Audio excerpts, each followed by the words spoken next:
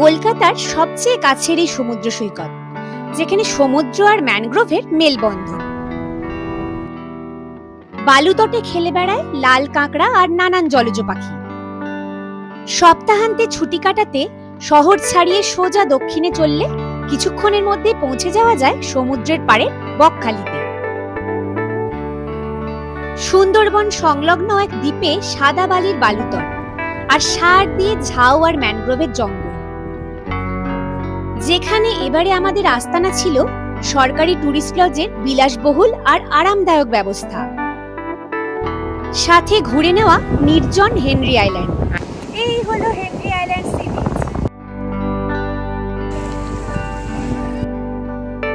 বকখালি বেড়াতে গিয়ে কোথায় থাকবেন, সবচেয়ে ভালো থাকার জায়গা কোনটা, কিভাবে বুকিং করা যায়, সমুদ্রের জল কোন সময় একদম কাছে চলে আসে, সবটা জানতে ও বকখালির সম্পূর্ণ ভ্রমণ বৃত্তান্ত দেখতে শেষ পর্যন্ত দেখতে থাকুন আমাদের ভিডিওটা।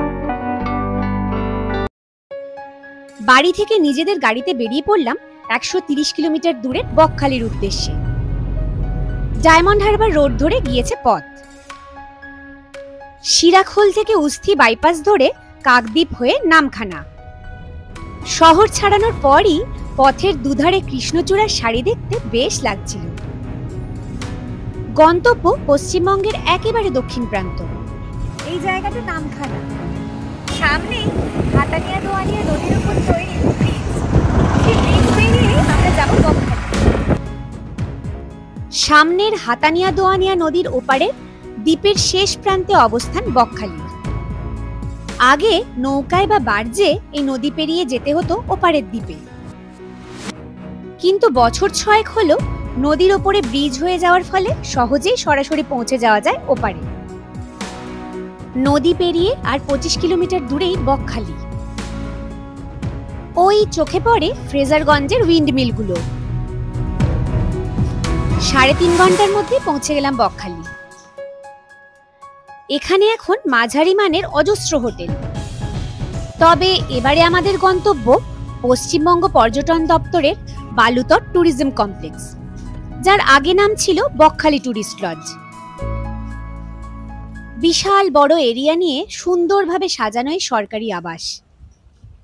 খানিকটা এগিয়ে রিসেপশন আর থাকার ঘরগুলো। এখানে রয়েছে 2টো ব্লক। এই একতলা টানা ঘরগুলো পুরনো ব্লক, আর লনের ওপারে তৈরি হয়েছে 2তলা নতুন ব্লক। সব ঘরগুলোই মাটি থেকে খানিকটা উপরে তৈরি। রুমে যাওয়ার আগে রিসেপশনেই আমাদের দেওয়া হলো ওয়েলকাম ড্রিঙ্ক। এই গরমে এতটা পথ পাড়ি দিয়ে এসে যা খুব দরকার ছিল। আজকে প্রায় 25 বছর আগে বকখালি এসে এই টুরিস্ট লজের পুরনো ব্লকেই ছিলাম। অবশ্য তখন এই কটেজগুলো ছিল কাঠের তৈরি। এখন পুরো টুরিস্ট লজটাকে রিনোভেট করে আধুনিকীকরণ করা হয়েছে। ভাড়াও অবশ্য বেড়েছে অনেকটাই। টানা বারান্দা আর তার একপাশে সার দিয়ে পরপর রুমগুলো। একটা উইং এর শেষ 2টো ঘর আমাদের, 105 আর 106 নম্বর রুম। দেখে নেওয়া যাক রুমের ভেতরটা। ভীষণ সুন্দরভাবে ফার্নিশড, ঝাঁ চকচকে ওয়েল মেইনটেইনড রুম। এদিকে রয়েছে এলইডি টিভি, রয়েছে একটা ইলেকট্রিক কেটল, আর সাথে 2টো মিনারেল ওয়াটারের বটল কমপ্লিমেন্টারি। আর এইদিকে 2টো সিটিং এরিয়া রয়েছে, বসার জন্য চেয়ার রয়েছে। এখানে একটা রয়েছে বিশাল বড় কাভার।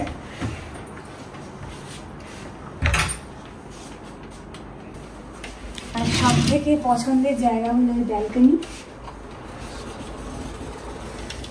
বেশ বড় একটা স্পেশিয়াস ব্যালকনি। রুমের লাগোয়াই একটা চমৎকার বারান্দা। রুম থেকে সমুদ্র দেখা যায় না, কিন্তু সামনে ঝাউবন, আর জাস্ট ঝাউবনের পরেই সমুদ্র।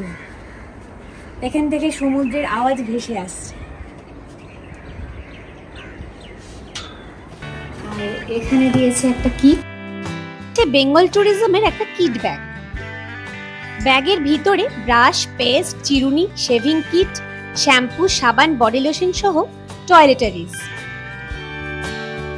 মিনি ফ্রিজ, সব রকম অ্যামেনিটিস সহ যে কোনো স্টার ক্যাটাগরির হোটেলের মতো রুম এখনই সরকারি টুরিস্ট লজে। বাথরুমটাও বেশ বড় আর বাহারি।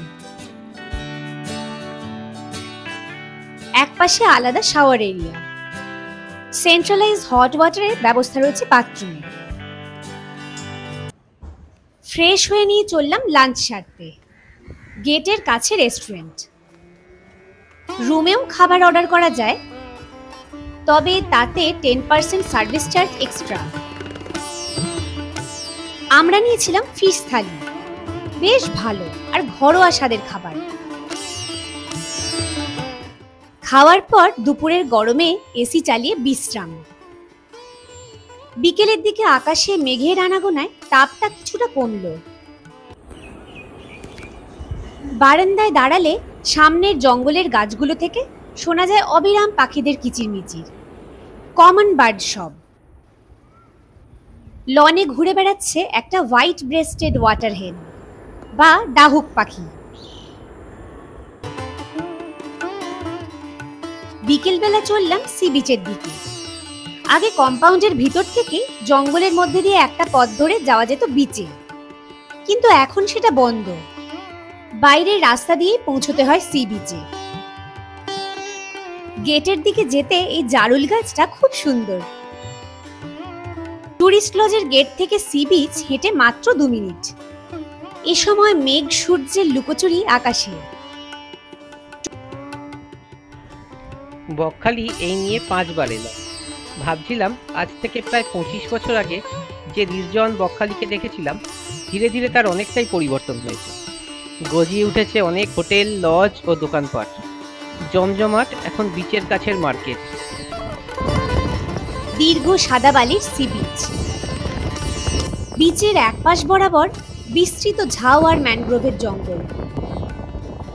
ওই দিকেই খানিকটা গেলেই বালিয়াড়িয়ার জঙ্গলের মাঝে প্রাচীন বনবিবির মন্দির, যা আগে কয়েকবার গেছি। সুন্দরবন অঞ্চলে আরাধ্যা দেবী বনবিবি। আবার এই বীজ বরাবর অনেকটা হাঁটলে পৌঁছানো যায় একটি নদীর মোহনায়।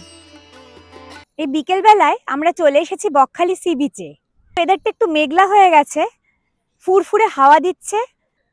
এখানে জোয়ার ভাটার সময় অনুযায়ী দিনের কিছুটা সময় সমুদ্র অনেক দূরে চলে যায়।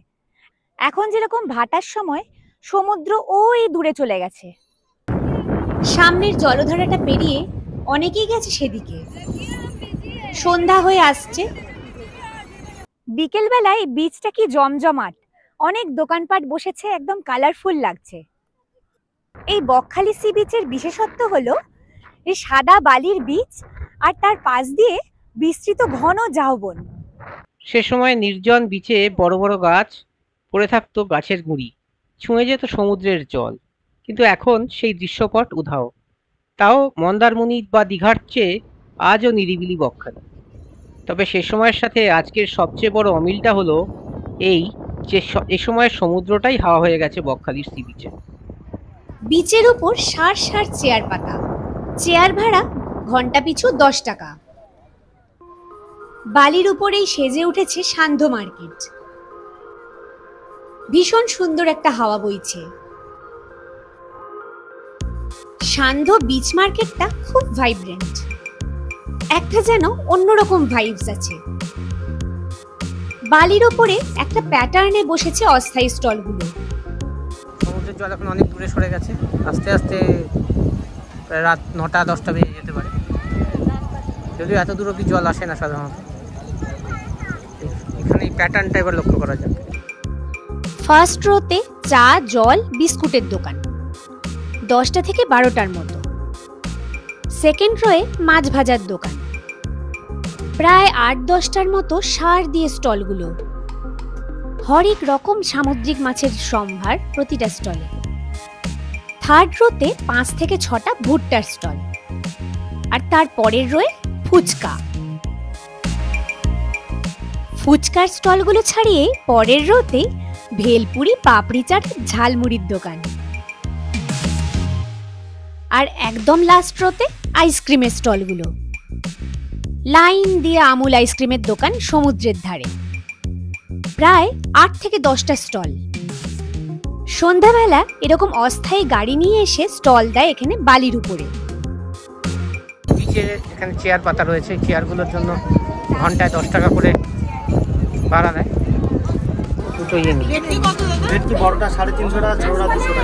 সবচেয়ে উল্লেখযোগ্য এই মাছের স্টলগুলো। হরেক রকমের মাছ। নিলাম লোটে মাছের ফ্রাই। সমুদ্রের জল যদি এখনো দূরে, এখন আসতে অনেকটা দেরি, কিন্তু এত ফুরফুরে এমন সুন্দর হাওয়া দিচ্ছে, এই সমুদ্রের হাওয়া অপূর্ব, প্রাণ জুড়িয়ে যায় এরকম হাওয়ায়। সমুদ্রের হাওয়া খেতে খেতে সন্ধ্যের অনেকটা সি বিচে কাটিয়ে ফিরে চললাম টুরিস্ট লজে। সন্ধ্যায় আলোয় সেজে উঠেছে সমগ্র কম্পাউন্ডটা। সরকারি জায়গা বলে কথা, তাই কোথাও কোনো কার্পণ্য নেই ব্যবস্থায়, বিশেষ করে আলোর ব্যাপারে।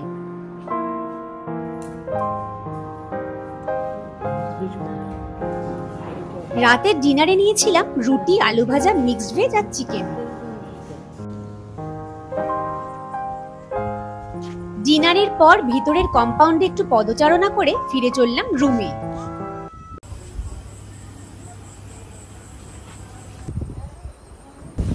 বারান্দায় বেরিয়ে দেখি বিদ্যুৎ চমকাচ্ছে।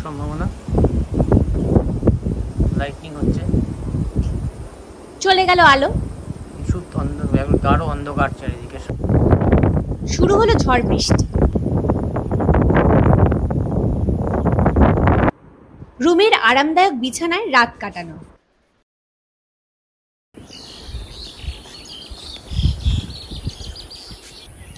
পরদিন সকাল। বারান্দায় বেরিয়ে দেখি সামনের জঙ্গলে নানান পাখির কলতান।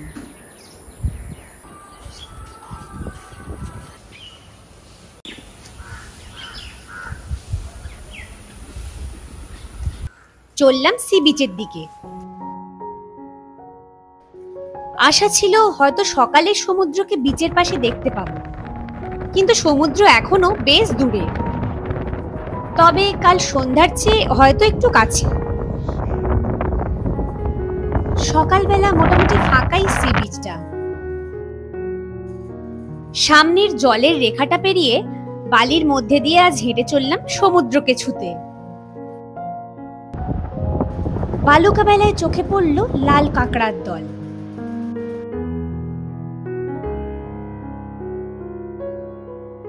আমরা অনেকটা বালুতট পেরিয়ে এখন চলেছি সেই সমুদ্রের জলের দিকে। এত বিস্তৃত এখন এই সি বিচটা হয়ে গেছে, জলটা কমে যাওয়ায় মনে হচ্ছে যেন মরুভূমির মধ্যে দাঁড়িয়ে আছে। আর এই হচ্ছে সমুদ্র। আমরা চলে এসেছি প্রায় সমুদ্রের কাছে। আর একটু এগোতেই ছুঁয়ে ফেললাম সমুদ্র। ছোট ছোট ঢেউ। এখানে সমুদ্রের জল খুব একটা পরিষ্কার নয়, একটু কাদা গোলা টাইপের। এই হলো পশ্চিমবঙ্গের একেবারে দক্ষিণ প্রান্ত। সুন্দরবনের দ্বীপপুঞ্জের একটি দ্বীপের দক্ষিণে অবস্থান বকখালির। সমুদ্রে পা ভেজাতে সবসময় ভালো লাগে।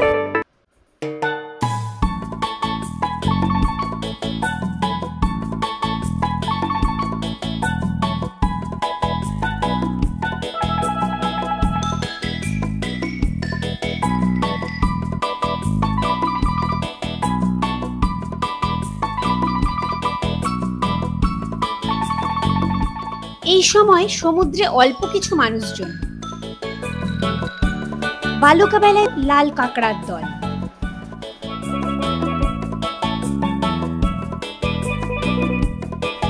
একটু এগিয়ে সামুদ্রিক পাখিরা। বকখালির বিচে আগেও দেখেছি ঘুরে বেড়ায় প্লোভারের দল। ওই একটু বড় সাইজের স্যান্ড পাইপার।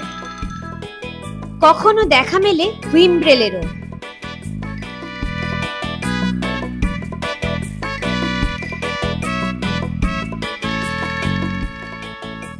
সমুদ্রের জলে কিছুক্ষণ কাটিয়ে বালি ভেঙে পাড়ের দিকে ফেরার পথে চোখে পড়ল একপাশের ঝাউয়ের জঙ্গলের মাঝে দুটি হোটেল। সি বিচের একদম পাশে বিচ বাংলো হোমস্টে এবং দইপায়ন লজ। এই দুটোই বকখালির একমাত্র সি ফেসিং হোটেল। অবশ্য সমুদ্র এখানে বেশিরভাগ সময় দূরেই সরে থাকে,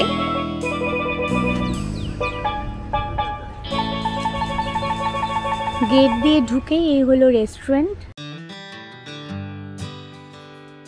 এবারে breakfast complimentary option, bread toast, ডিম, কলা অথবা লুচি তরকারি অথবা দুধ আর কর্নফ্লেক্স, সাথে ডিম, কলা, মিষ্টি আর চা কফি। টুরিস্ট লজে ফিরে একটু ঘুরে নেওয়া কম্পাউন্ডের ভেতরটা। এই জায়গাটা পার্কিং এর পরে এই সোজা খানিকটা গিয়ে হচ্ছে রিসেপশন। আমি ওল্ড বিল্ডিংটা দেখাই, অনেক দিন আগের তৈরি এই ব্লকটা, মাটির ওপর পিলার দিয়ে তৈরি। হয়তো আগে এখানে জোয়ারের জল টল চলে আসতো। আগে এগুলো সব কাঠের ছিল, কাঠ আর টিনের ছিল। এখন এগুলো সব রিনোভেট করে এখানে অনেকগুলো ঘর আছে। লনের পাশে হচ্ছে এখানে নতুন ব্লকটা তৈরি হয়েছে। ভীষণ সুন্দর সাজানো গোছানো, ওয়েল মেনটেন্ড। কয়েক বছর আগে রিনোভেট করে ঝাঁ চকচকে রিসর্ট করে তোলা হয়েছে। তার সাথে অবশ্য ভাড়াও বাড়ানো হয়েছে অনেকটা। পুরনো ব্লকে প্রতি রুম ব্রেকফাস্ট সহ 3400 টাকা প্লাস জিএসটি, নতুন ব্লকে 3700 প্লাস জিএসটি, যা অবশ্য মধ্যবিত্তের বাজেটের দিক থেকে একটু বেশি। তবে থাকার ব্যবস্থা অতি চমৎকার। এরিয়া রয়েছে, খুব সুন্দর করে সাজানো এবং ভীষণ ভালো মেনটেনেন্স। লন, বাগান, বিশাল এরিয়া, সরকারি টুরিস্ট লজ বলে কথা। নিউ ব্লকটা, একটা ব্যাডমিন্টন কোর্ট। নেটটা কালকে লাগানো ছিল, আজকে বোধহয় ঝড়ে ভেঙে গেছে বা কিছু হবে। নতুন ব্লকটার নিচে ইনডোর গেমের ব্যবস্থা রয়েছে। কম্পাউন্ডে রয়েছে বাগান, লন, ভিতরে রয়েছে দুটো জলাশয়। শুধু সুইমিং পুলটাই যে বাকি আছে এখানে। রেস্টুরেন্টের এপাশটায় রয়েছে ট্যাভার্ন আর বার। একটা ছোট জলাশয়ে সারসদের মডেল। জলে ফুটে রয়েছে শালুক আর পদ্ম। গেটের পাশে দুটো পেল্লায় উঁচু ওয়াচ টাওয়ারের মতো। এগুলোর কার্যকারিতা অবশ্য কোনোদিন বুঝে উঠতে পারিনি। 11টায় চেক আউট। স্নান সেরে একটা রুমে লাগেজ রেখে বেরিয়ে পড়লাম আমাদের প্রিয় হেনরি আইল্যান্ডের উদ্দেশ্যে। এই দ্বীপের দক্ষিণ পশ্চিম পাড়ে বকখালি থেকে প্রায় 5-6 কিলোমিটার দূরে তার অবস্থান। আগের চেয়ে রাস্তা ভালো হয়েছে, তাই গাড়ি চলে যায় এখন। জনপ্রতি প্রবেশ মূল্য 20 টাকা। পশ্চিমবঙ্গ মৎস্য দপ্তরের তত্ত্বাবধানে থাকা ম্যানগ্রোভ অরণ্য পরিবেষ্টিত অনেকখানি জায়গা নিয়ে এই হেনরি আইল্যান্ড। নাম আইল্যান্ড হলেও এটা বাস্তবে অবশ্য কোনো আলাদা দ্বীপ নয়। এখানে রয়েছে ফিশারিজের টুরিস্ট লজ, সুন্দরী ট্যুরিজম কমপ্লেক্স, রয়েছে একটা ওয়াচ টাওয়ার, এখানেও রয়েছে থাকার কয়েকটা ঘর। উঠে এলাম একদম উপরে, আর উপরে উঠে এসেই চারপাশের দৃশ্য দেখে অভিভূত হয়ে যেতে হয়। এখন আমরা উঠে এসেছি এই হেনরি আইল্যান্ডের ওয়াচ টাওয়ারটার মাথায়। এই ওয়াচ টাওয়ারটা আগেও এসেছি, এখান থেকে একটা দারুণ ভিউ পাওয়া যায়। এই পিছনে হচ্ছে ম্যানগ্রোভ ফরেস্ট, দেখতে অপূর্ব লাগে, একদম গ্রিন, ভার্জিন গ্রিন যাকে বলে। আর ওই ম্যানগ্রোভ ফরেস্টের পেছন দিকে হচ্ছে সমুদ্র, ওই দিকে দেখা যায় সমুদ্রের খানিকটা অংশ, ওই দিকটায় বকখালি, আর এই দিকে চলে গেছে হেনরি আইল্যান্ডের সি বিচটা। আর আরেক দিকে হচ্ছে এই মাছের ভেরি, এইদিকে হচ্ছে কতগুলো মাছের ভেরি। আর পশ্চিমবঙ্গ মৎস্য দপ্তরের সুন্দরী কমপ্লেক্স, থাকার জায়গা, টুরিস্টরা এখানে থাকতে পারে। এখানে ভেরির পাশে কতগুলো কটেজ বানানো রয়েছে। নিচে দুদিক ঘিরে উজ্জ্বল সবুজ ম্যানগ্রোভের অরণ্য, যেন ম্যানগ্রোভ ভ্যালি। আর তা পেরিয়ে দূরে দেখা যায় সমুদ্রের রেখা।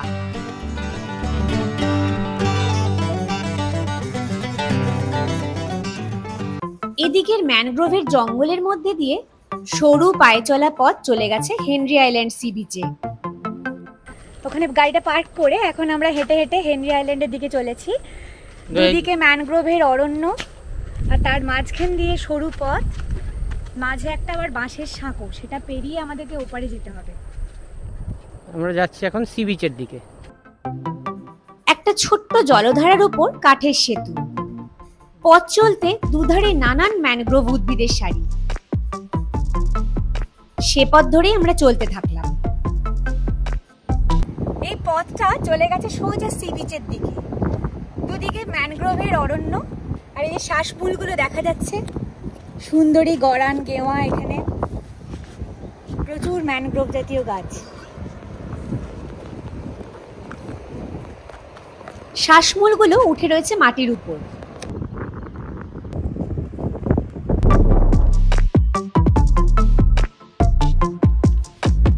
সেটা পেরিয়ে খানিক চলেই পৌঁছে গেলাম সমুদ্র সৈকতে।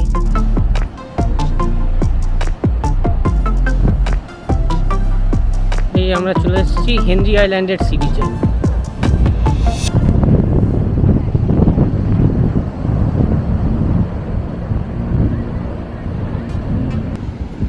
এই আইল্যান্ডটায় যতবারই আসি এত ভালো লাগে। এটা নির্জন সমুদ্র সৈকত, জল একদম পাড়ের কাছে চলে এসছে। সি বিচে আছড়ে পড়ছে সমুদ্রের জল।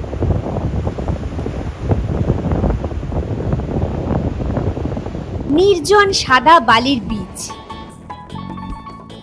এই সময় প্রায় জনহীন।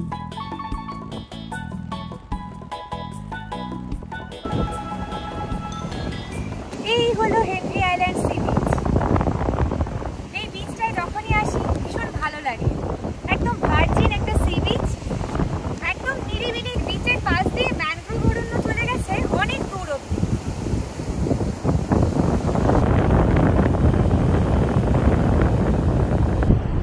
এখানে ওই একটা ঝুপড়ি দোকান রয়েছে দূরে। এখন খুব একটা সিজন টাইম নয়, তাই খুব একটা দোকানপাট নেই। এমনিতেই এই হেনরি আইল্যান্ড জায়গাটা খুব নিরিবিলি, খুব জনহীন হয়ে থাকে বেশিরভাগ সময়। সৌন্দর্যের সাথে নির্জনতার মেলবন্ধন।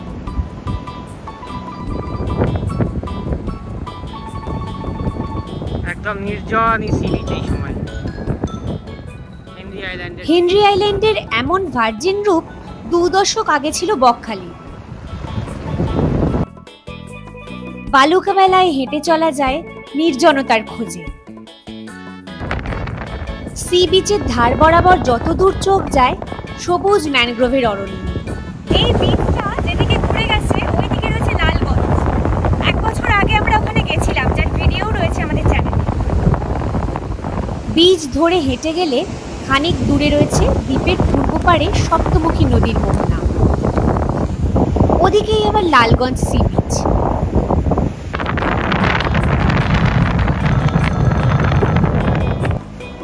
হেনরি আইল্যান্ডে কিছুটা সময় কাটিয়ে এবার ফেরার পালা ফ্রেজারগঞ্জ হয়ে।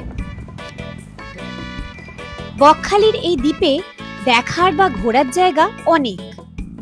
হেনরি আইল্যান্ড ও লালগঞ্জ ছাড়া রয়েছে ফ্রেজারগঞ্জের কার্গিল বিচ।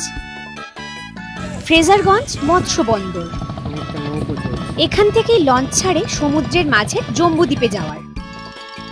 আবার নামখানার কাছে এক নদী পেরিয়ে যাওয়া যায় মৌসুনী আইল্যান্ড। শুধু জম্বুদ্বীপ বাদে বাকি সব জায়গায় আগে ঘোরা আমাদের। তাই দুপুরের এই রোদে আর এদিক ওদিক না গিয়ে ফিরে এলাম আমাদের আস্তানায়। পাবলিক ট্রান্সপোর্টে বকখালি যাওয়া যায় ট্রেন অথবা বাসে। ধর্মতলা থেকে বকখালির সরাসরি বাস চলে প্রতিদিন দিনে 3টে থেকে 4টে। এছাড়া ট্রেনে গেলে শিয়ালদা থেকে নামখানা লোকালে নামখানা পৌঁছে সেখান থেকে বাস ধরে পৌঁছানো যায় 25 কিলোমিটার দূরের বকখালি। কোথায় থাকবেন বকখালিতে? বকখালি ফ্রেজারগঞ্জ জুড়ে এখন অজস্র কম আর মাঝারি বাজেটের হোটেল আর লজ। সবচেয়ে ভালো অবশ্যই পর্যটন দপ্তরের বালুতট ট্যুরিজম প্রপার্টি বা Bakkhali tourist lodge. WBTDC site থেকে বুকিং হয়, খালি থাকলে স্পট বুকিংও হয়। এছাড়া প্রাইভেট হোটেলের মধ্যে বেশি বাজেটের হোটেল আইকন হেরিটেজ,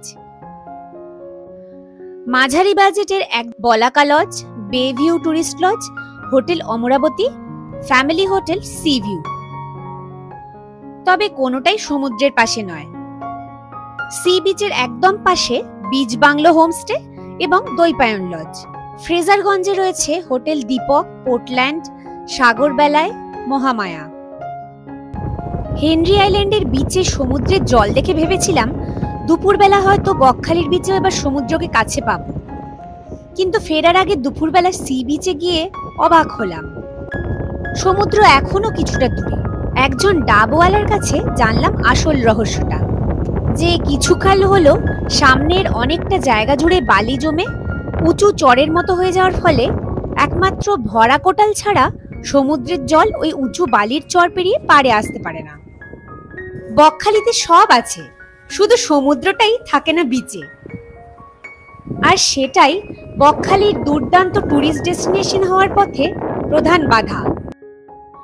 তবে কলকাতার কাছে একটু নিরিবিলিতে সমুদ্র আর প্রকৃতির সান্নিধ্যে দু একটা দিন কাটানোর এক দারুণ জায়গাই বকখালি। দুটো দিন বকখালিতে কাটিয়ে লাঞ্চ সেরে এবার ফিরে চলা কলকাতার পথে। ভিডিওটি ভালো লাগলে অনুরোধ একটা লাইক ও অনেক শেয়ার করুন।